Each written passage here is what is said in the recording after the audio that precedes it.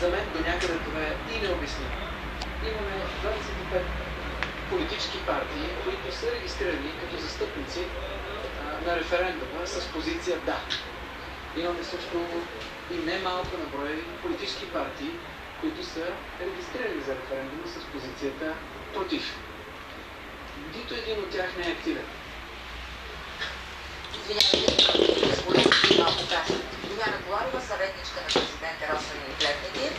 Здравейте, бяхте и министър в бюджетното правителство. Припомням го за нашите зрители.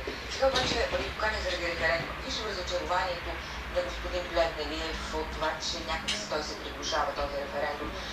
Опасявате ли се, че той ще се окаже нелегитимен, че няма достатъчен брой хора да гласуват? Първо искам да кажа, че референдум никога няма да бъде невалиден. Той може да не бъде задължителен.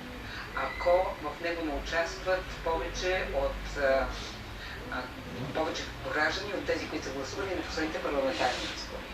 Но това не означава, че волята на избирателите няма тежест. Това не означава, че тя не ангажира политиците. Че през последните дни многократно вече беше повторено, че електронното гласуване може да бъде въведено просто с една промяна в закона за изборите. От тази гледна точка, в случая волята на народа има много голямо значение. И аз много казвам, че в последна сметка референдум е за хората, той не е за политиците. Не сте сякаш убедени с референдум. Аз не забелязвам политическа формация, която да не за този отдел, че политиците ни лишиха от възможността да гласуваме за задължителното гласуване и за мажоритарните избори. Едно е да твърдите, че не са убедени, друго да твърдите, че не агитират. Аз съм сигурна, че те са убедени в важността на тази тема. Защо не е за друго? Защото те непрекъснато използват тази тема.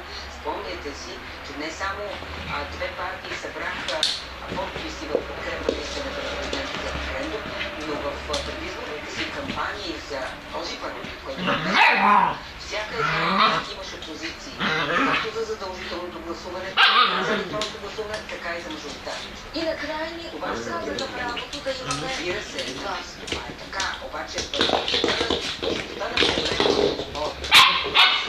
в